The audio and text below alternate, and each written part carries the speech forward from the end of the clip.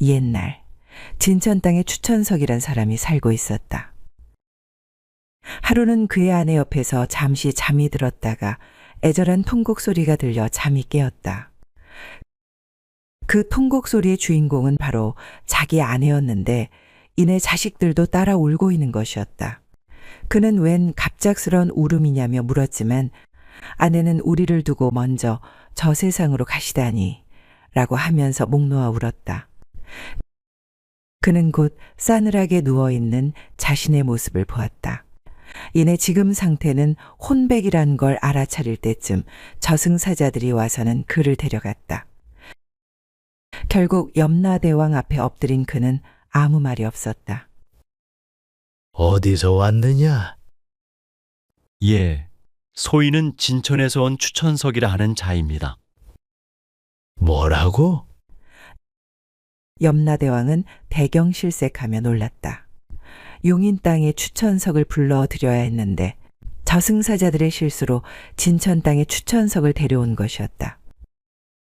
염라대왕은 데려온 추천석을 풀어주고 용인 땅에 추천석을 데려오라고 명을 하였다. 일이 꼬이려 했던지 두 사람은 이름과 태어난 날 또 시간이 같았던 것이다. 즉 이름과 사주팔자가 같은 날짜였다. 추천석은 가족과 재회하기 위해 쏜살같이 집으로 향했다. 그랬으나 이미 육신은 땅에 묻히고 집에는 위패만 자리하고 있었다. 그는 자신의 몸을 찾을 수 없게 된 것이다. 아내를 연이어 불렀지만 들리지 않는 모양이었다. 시리에 빠진 그에게 묘한 생각이 떠올랐다. 용인의 추천석 몸을 빌리려는 생각이었다. 그는 이내 용인으로 갔더니 다행히 추천석의 몸엔 약간의 온기가 남아 있었다. 그는 얼른 몸을 빌려 용인 추천석으로 변하게 되었다. 그러자 그렇게 슬프게 통곡을 하던 가족들은 꿈틀대며 일어나는 모습을 보자 환희의 눈물로 바뀌었다. 여보, 다시 살아났구려. 깨어난 그는 여인에게 자초지종을 설명하였다. 그러나 여인과 아들, 딸은 죽음에서 깨어난 사람의 헛소리라고만 여겼다. 어떠한 말도 먹혀들지 않는 것을 알게 된 그는 하룻밤을 보낸 뒤 다음 날 바로 진천으로 향했다. 아내라는 여인과 자식들은 그런 그를 실성한 사람인 양 생각하였는지 잡으려고 뒤따라왔다. 진천에 도착한 그는 상복을 입은 아내에게 외쳤다. 여보, 나요?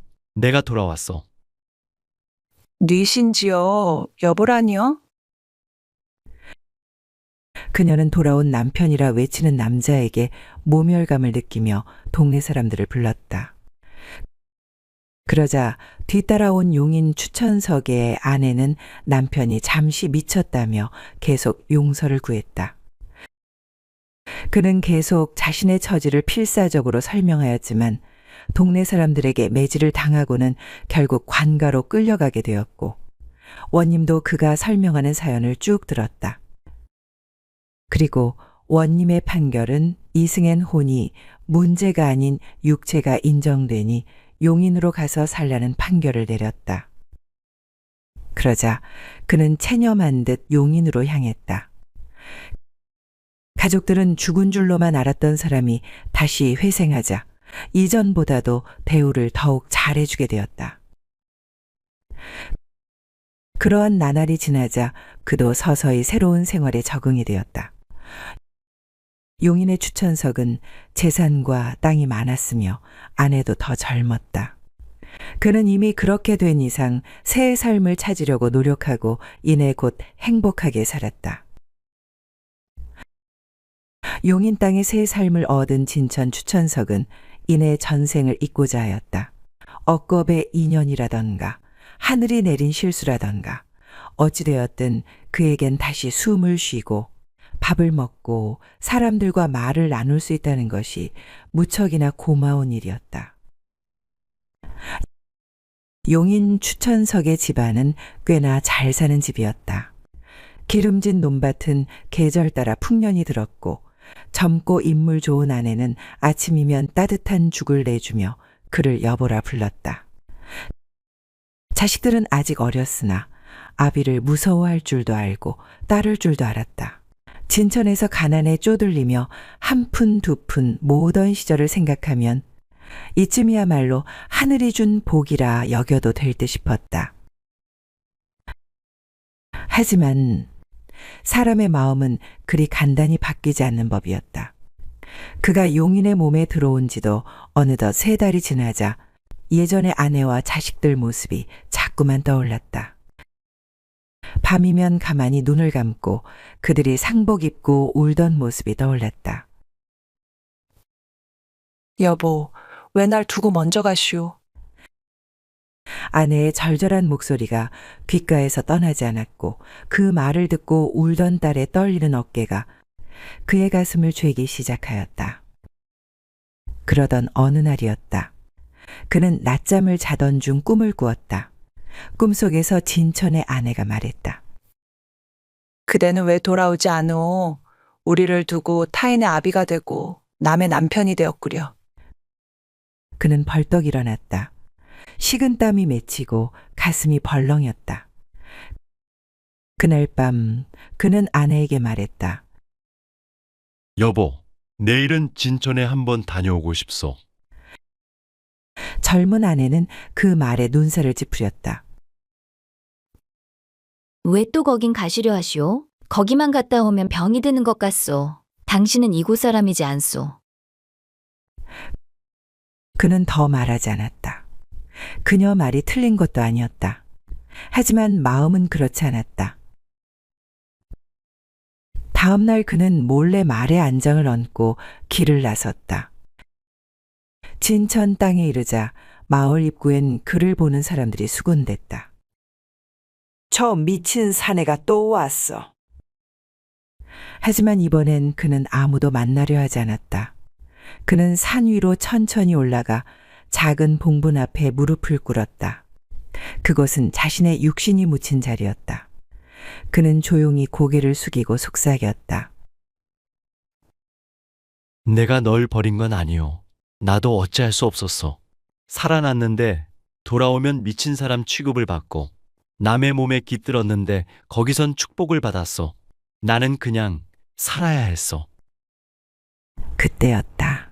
뒷짐을 진 채 한 노인이 다가와 그에게 말을 걸었다. 사람아, 육신은 하나요. 혼은 셋이라 했거늘. 그대는 두 혼을 가졌으니 어느 쪽으로 살고 싶은가? 그는 고개를 들었다. 노인의 눈빛은 깊고 차가웠다. 어디선가 본 듯한 얼굴, 그러나 기억나지 않았다. 추천석은 조용히 입을 열었다. 가족이 있는 곳에 살고 싶소. 나를 기억해주는 이들이 있는 곳에. 노인은 고개를 끄덕이고는 말했다. 하면 마지막 재판을 받아야 할 것이야. 혼은 진실에 의해 분리되고 육은 과보에 따라 거두게 될 터이니. 그 순간 땅이 흔들리고 하늘에서 검은 수레가 내려왔다. 그는 눈을 떴을 때 다시 염라대왕 앞에 있었다. 염라대왕은 눈썹을 찌푸리며 그를 바라보았다. 또 너냐? 추천석은 고개를 숙였다. 소인이 원래의 몸이 아니오. 다른 몸을 빌려 살았사온데 그것이 맞는 일이었는지 모르겠사옵니다. 염라대왕은 조용히 대답했다. 살려준 것도 실수, 살게 된 것도 실수. 그러나 살면서 내가 지은 감정은 죄가 아니라 덕이었도다. 내가 버린 것이 죄가 아니라 그리워한 것이 덕이었으니 이제 스스로 택하여라. 어디로 돌아가고 싶느냐? 추천석은 한참을 망설이다 고개를 들고 대답하였다. 저는 다시 태어나고 싶사옵니다. 둘도 아닌 하나로 혼도 육도 처음부터 다시 갖고 싶사옵니다. 염라대왕은 무겁게 고개를 끄덕였다.